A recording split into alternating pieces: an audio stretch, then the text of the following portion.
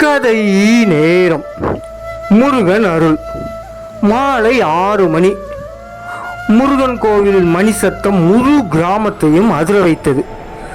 திருவண்ணாமலைக்கு அருகில் அந்த சிறிய கிராமத்தில் வேலாயுத சுவாமி கோவில் மிகவும் பழமையானது.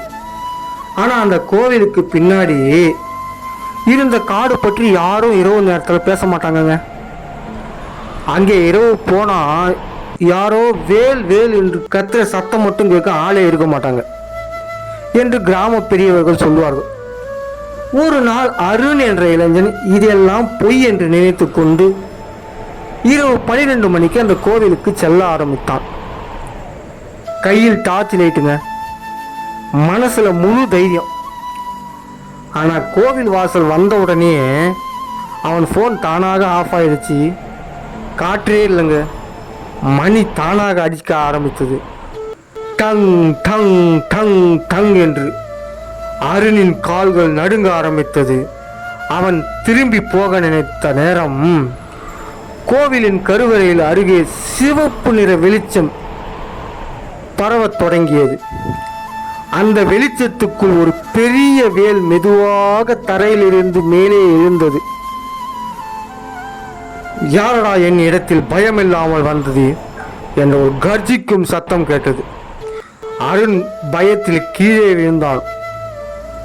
அவன் கண்களை மூடி முருகா என்னை காப்பாத்து, முருகா என்னை காப்பாத்து என்று கத்தினான். அடுத்த நொடி முழு கோவிலிலும் வெள்ளை ஒளியால் நிரம்பியது. மயில் இறகுகள் காற்றில் முழு கோவிலிலும் பறந்தது. மண் வாசனை கோவில் அனைத்திலும் பரவியது. அந்த வேல் நேராக அருண் முன்னாடி வந்து நின்றது. பின்னால் ஒரு தெய்வீக குரல் கேட்டது. நம்பிக்கை இல்லாமல் நீ வந்தாலும் பயந்த நேரத்தில் என்னை அழைத்தாய், அதனால் உன்னை நான் காப்பாற்றுகிறேன். அருண் மெதுவாக கண் திறந்தான். அவன் முன்னாடி யாருமே இல்லைங்க. ஆனா தரையில் ஒரு சிறிய வெள்ளி வேல் இருந்தது. அதை எடுத்துக்கொண்டு சென்றான் அருண். அதன் பிறகு அவன் வாழ்க்கையே மாறி போச்சுங்க. ஒவ்வொரு கந்த சஷ்டியிலும் கோவிலுக்கு முதல் தீபம் ஏற்றுவதே அருண் தான். ஆனா இன்னைக்கு அந்த கிராமத்தில் சொல்லுவாங்க, இரவு 12 மணிக்கு மேலே போனா யாரோ வேல் வேல் முருகா என்று சத்தம் மட்டும் கேட்கும். ஆனா ஆளே இருக்க மாட்டாங்க.